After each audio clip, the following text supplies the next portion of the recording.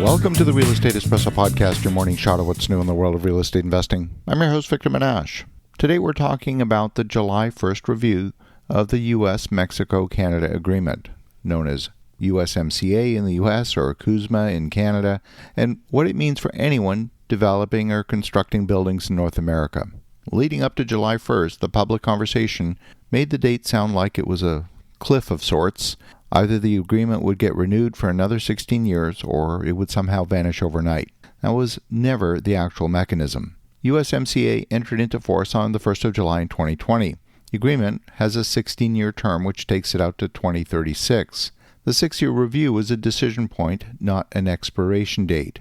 Because the three countries did not unanimously extend it, the agreement remains in force, but now moves into an annual review process. The important point is that continuity and certainty are not the same thing. The legal framework survives. Goods that satisfy the agreement's rules of origin can continue to receive preferential treatment. But businesses no longer have a fresh 16-year runway. They now face a recurring political checkpoint with the possibility of changes being negotiated every year. For the construction industry, that distinction is important. Construction is a long-cycle business. A development conceived of today might not buy its structural steel or its electrical equipment or elevators or HVAC equipment for another year or two. A manufacturer deciding where to build a plant is really making a 20 or 30-year decision. Annual trade reviews introduce a mismatch between the short political cycle and the long capital commitment. That uncertainty has a cost. Even when no new tariff is imposed, suppliers shorten the validity period of their quotes. Contractors add contingencies. Owners order materials early to bring certainty. And early purchasing just requires more capital, more storage, more insurance, sometimes more interest carry. If a component becomes unavailable or uneconomic, the project could face a redesign, a resubmittal, or a delay. There's another misconception worth correcting. That is, USMCA is not a universal shield against every tariff. Separate trade actions can still affect materials like steel, aluminum, lumber, copper, cabinets, appliances, and many other products. A product could still cross the border tariff-free under one set of rules while being exposed to a separate national security or trade remedy action. That complexity is where expensive assumptions get made. The first implication for developers is that a country of purchase is no longer enough. You need to know country of origin, the regional content, the tariff classification, and whether the supplier can document compliance. Buying from a distributor in Texas doesn't mean the product was made in Texas. Buying from a Canadian company doesn't mean the product qualifies as Canadian under the agreement. The second implication is price transmission. Tariffs are charged at the border, but their effect doesn't stop with the import. When imported supply becomes more expensive, domestic producers gain some headroom to raise prices, and the entire market can reset higher. That means a developer with a fully domestic supplier may still feel the impact through the benchmark price.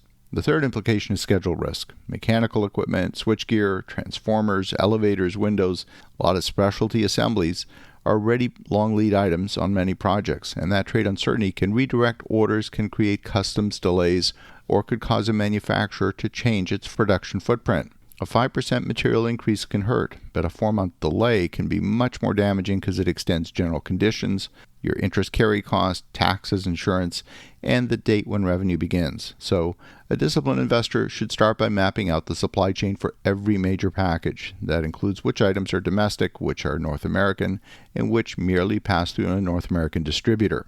You want to ask suppliers for written confirmation of origin and tariff assumptions. You want to qualify alternates before you need them, and you want to split large packages where practical so one policy change doesn't control the entire project. Then you want to fix the contracts. A vague statement that pricing is subject to tariffs is not enough. Defining the baseline tariff, the evidence required for an adjustment, the sharing of increases and decreases in the notice period, and the owner's right to substitute materials. The objective is not to transfer every risk to the contractor. The objective is to make the risk visible, measurable, and manageable. And finally, you want to underwrite the uncertainty rather than pretending to forecast politics. Run a base case, an escalation case, a delay case, and apply a stress test to the exposed packages. Not blindly to the entire budget, but preserve enough contingency and liquidity to absorb the downside without a capital call. Investors can tolerate uncertainty up to a point. What destroys trust is discovering that a sponsor never identified it. So USMCA did not disappear on July 1st. but the failure to secure a 16-year extension changed the planning environment, and annual reviews now create a recurring source of negotiation risk. So don't panic, just don't ignore it. Building flexibility into your procurement process, into your contracts and capital reserves. That's going to protect your downside risk. As you think about that, have an awesome rest of your day. Go make some great things happen, and we'll talk to you again tomorrow.